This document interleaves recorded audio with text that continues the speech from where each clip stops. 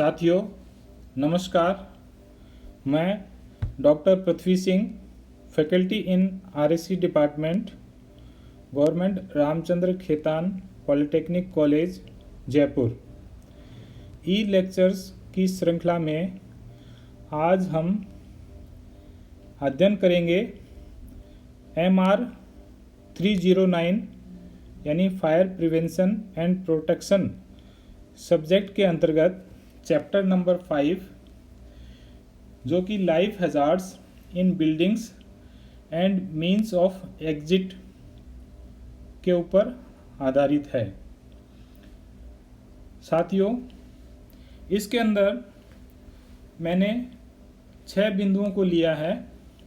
ये सभी आपके जो BTR का जो फाइनल थ्योरी पेपर होता है 309 का, उसमें कई बार पूछे जाते हैं। ये हैं फायर एंड लाइफ सेफ्टी यानी अग्नि तथा जीवन सुरक्षा।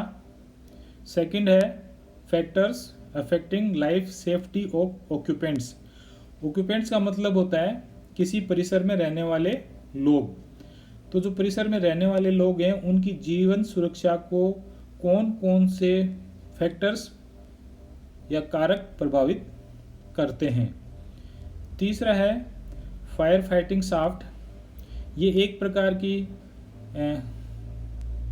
संरचना होती है शाफ्ट नुमा यानी टनल टाइप, जो कि हाई राइज बिल्डिंग के अंदर अलग से स्थापित की जाती है। और उसके बाद में हम अध्ययन करेंगे फायर लिफ्ट्स, हॉरिजॉन्टल एग्जिट्स तथा इंटरनल स्टेयर केसेस का। तो आज के इस लेक्चर में मैंने 3 बिंदु लिए हैं: fire and life safety, factor affecting life safety of occupants and fire fighting shaft. तो आइए एक एक करके इनका अध्ययन करते हैं। पहला है फायर एंड लाइफ सेफ्टी।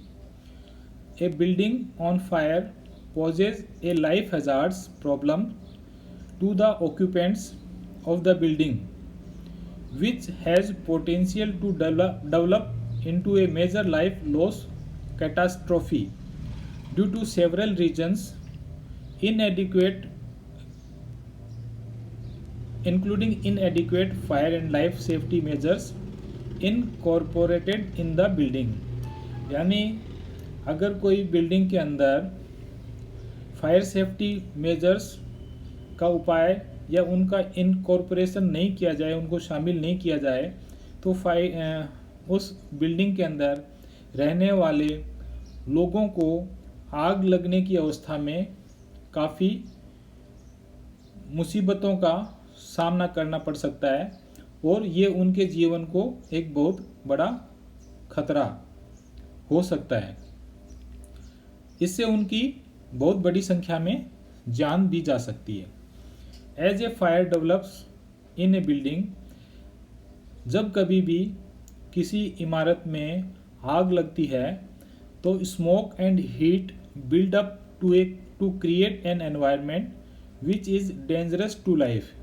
ऐसी अवस्था में उस बिल्डिंग के अंदर जो अंदर के कमरे हैं या जो भी स्थान है उसके अंदर धुआं तथा हीट के कारण वहाँ का जो एटमॉस्फेयर है वो इतना विषैला हो जाता है कि उससे जीवन को खतरा हो सकता है। और कई बार ऐसा देखा गया है, लोग जलने के कारण से ज़्यादा दम घुटने के कारण मर जाते हैं। Most fires develop slowly. जितने भी फायर्स हैं वो बहुत धीरे धीरे या छोटी चिंगारी से उत्पन्न होती हैं। At first when condition of human survival are comparatively safe. और उस अवस्था में उनके ह्यूमन लाइफ है उनको बचाया जाना बहुत आसान होता है। However depending upon the nature of the fire and surroundings, the intensity of the fire increases sharply and creating serious survival problems. और अगर आग पर शीघ्रता से काबू नहीं पाया जाए तो आग की प्रकृति तथा वहाँ की सराउंडिंग को देखते हुए बहुत जल्दी ही ऐसी स्थिति पैदा हो सकती है जो कि लाइफ को थ्रेटन कर सकती है। इसके बाद में when the products of combustion reaches a certain level of accumulation, the fire will be detected either by person around or by automatic fire detectors। यानी जब कभी आग लगती है तो वहाँ पर उपस्थित किसी व्यक्ति द्वारा या ऑटोमेटिक फायर डिटेक्टर्स द्वारा उस आग का पता चलता है। एज मेंशन्ड अर्लियर, जैसा कि पहले बताया गया है, when the environment deterioration reaches the critical level, life hazards to occupants in the building assume serious proportions। यानी जब कभी आग लगती है तो कुछ समय पश्चात जो वहाँ के ऑक्यूपेंट्स हैं वो उनकी लाइफ को खतरा पैदा हो जाता है। The interval of the time between detection and criticality is the time available to undertake or initiate life saving measures।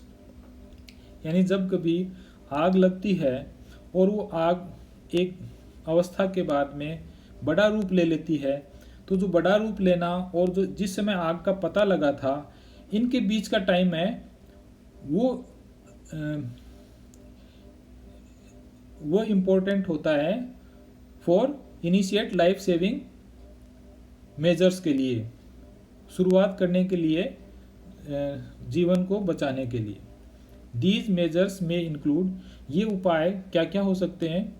Various action like activation of manual और automatic equipments for fire separation, यानी आग बुझाने के लिए विभिन्न प्रकार के manual तथा ऑटोमेटिक इक्विपमेंट को काम में लेना, और या एविक्यूशन ऑफ द ऑक्यूपेंट्स, या उसमें जो उपस्थित लोग हैं उनको जल्दी से बाहर निकालना। इसके बाद में हम देखेंगे जो दूसरा पॉइंट है, factors affecting life safety of occupants, यानी ऐसे कौन कौन से कारक हैं, ऐसे फैक्टर्स हैं जो कि किसी इमारत में रहने वाले लोगों की लाइफ सेफ्टी के लिए इम्पोर्टेंट है। The most difficult component of life safety to evaluate is the occupant population at risk in the building and therefore their susceptibility to fire and fire products are to be assessed correctly to evolve a safe evacuation plan for them. यानी ये सबसे मुश्किल कार्य होता है किसी भी fire incident के समय कि उस बिल्डिंग में रहने वाले जो ऑक्यूपेंट्स हैं वो उनका मूवमेंट कितना हो सकता है, यानी उनमें रहने वाले लोग हैं वो कितने उस आग की चपेट में आ सकते हैं। इसके लिए उनका जो बाहर निकालने का रास्ता है, उनका जो एजुकेशन प्लान है वो इसी बात पर निर्भर करता है। और the characteristics of the building occupants to be taken into account, और जो यह कार्य है वो किन बातों पर निर्भर करता है? आर देयर एज, उनकी उम्र क्या है, यानी वो छोटे बच्चे हैं या बुजुर्ग लोग हैं, क्योंकि इन लोगों का मूवमेंट थोड़ा कम होता है और इनको बाहर निकालने के लिए थोड़ी मशक्क़त करनी पड़ती है, सावधानी रखनी पड़ती है। फिर उसके बाद में mobility including physical handicaps, disability and illness, यानी वो लोग कितने चल फिर सकते हैं, वो फिजिकल हैंडीकैप तो नहीं है या कोई डिसेबल या बीमार तो नहीं है। इसके बाद में वो कितने जागरूक हैं, अलर्ट हैं, मुस्तैद हैं, और कितने अवेयरनेस हैं। अवेयरनेस के अंदर विच में B influenced by alcohol and narcotics, यानी उनमें से कुछ लोग नशे में तो नहीं है, और वेदर दे आर अवेक और स्लीप, या कुछ लोग जगे हुए हैं या सोए हुए हैं। उसके बाद में familiarity with the layout of premises, उस बिल्डिंग के अंदर जिसमें आग लगती है उसमें रहने वाले लोग वहाँ के रास्तों से कितने वाकिफ़ हैं। देयर स्टैंडर्ड ऑफ ट्रेनिंग, उनको पहले से कुछ प्रशिक्षण प्राप्त है या नहीं है इवैक्यूएशन ड्रिल के बारे में। और ऑक्यूपेंट डेंसिटी इन प्रमाइसेस, और उस प्रमाइसेस के अंदर, उस परिसर के अंदर कितनी संख्या में लोग हैं। And their amenability to disciplinary control, और उन पे कितने प्रकार से उनको अनुशासित किया जा सकता है।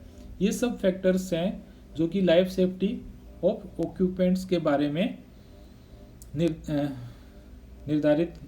निश्चित करते हैं।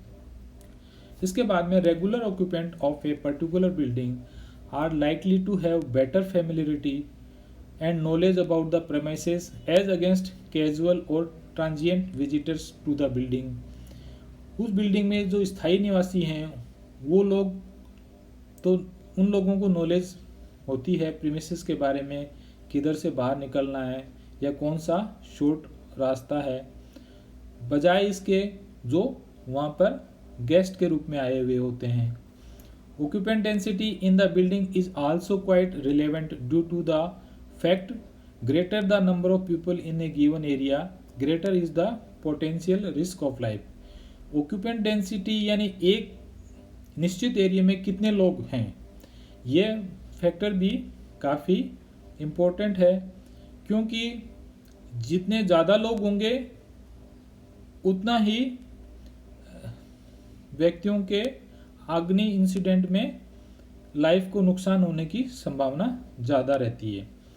Studies have been shown the relationship of occupant density with speed of movement in case of forced evacuation which may lead to panic condition.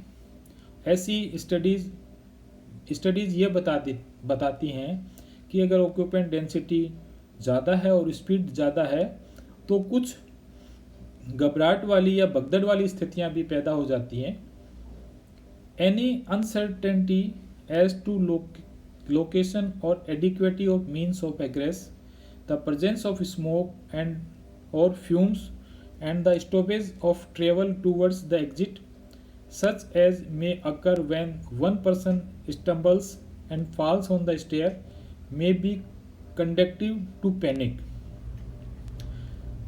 कई बार जो बाहर जाने के रास्ते होते हैं उनके अंदर स्मोक या फ्यूम्स या किसी कारण से रुकावट हो तो, या कोई आदमी जो बाहर निकल रहा हो वो कहीं खड़ा हो जाए, रुकावट पैदा कर दे, या कोई पर्सन गिर जाए, तो ऐसी स्थिति में भी कई बार घबराहट वाली स्थितियां बन जाती हैं। Danger from panic is greater when a large number of people are trapped in a confined area. और ये स्थिति और ज़्यादा भयानक हो जाती है जब किसी स्थान पर लोग फंस जाएं, भगदड़ के कारण वो किसी स्थान पर स्पेसिफाइड एरिया में फंस जाएं।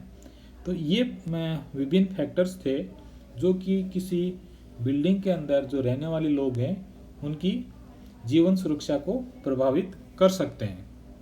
इसके बाद में तीसरा पॉइंट है, in the building more than 18 metre height और width a basement with a basement of more than 10 metres below grade. यानी कुछ ऐसी बिल्डिंग्स होती हैं जो कि बहुत ज़्यादा हाइट की होती हैं, इनको हाई राइज बिल्डिंग भी बोलते हैं, गगनचुंबी इमारतें जिनको बोलते हैं, और जिनमें बेसमेंट भी काफ़ी गहरा होता है। Have been provided with a fire fighting shaft. ऐसी बिल्डिंग्स में एक फायर फाइटिंग शाफ्ट का प्रोविज़न किया जाता है। ये फायर फाइटिंग शाफ्ट क्या है?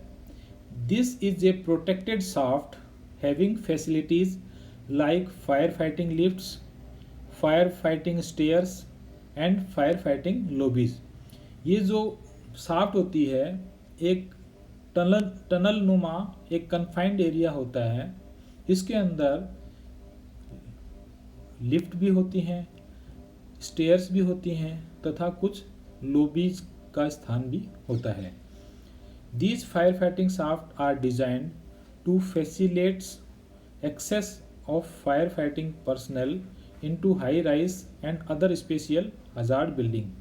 जो बहुत ऊंची इमारतें हैं या जिनमें खतरे की बहुत ज़्यादा संभावना होती है, स्पेशल हजार्ड्स बिल्डिंग, उनके अंदर इस प्रकार की फैसिलिटी होती है कि जो फायर फाइटिंग पर्सनल है वो शीघ्रता से वहाँ पहुँच सकें जहाँ पर आग लगी है, और वह अपना कार्य बिना किसी देरी के एक एफिशिएंट तरीके से कर सकें।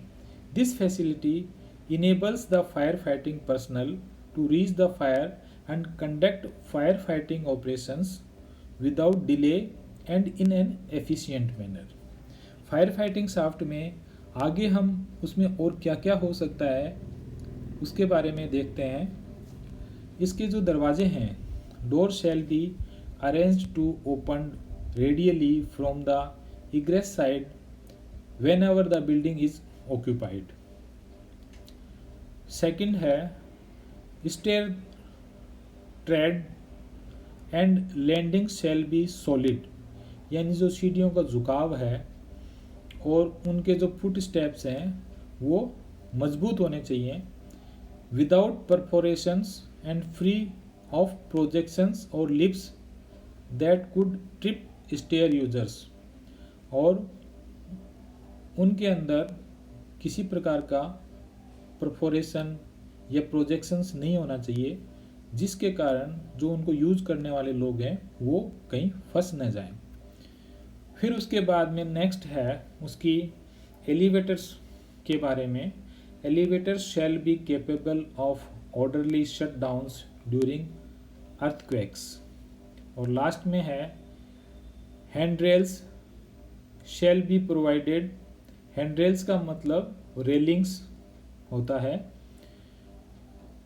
Should be provided with in 760 mm यानी 30 इंचेस।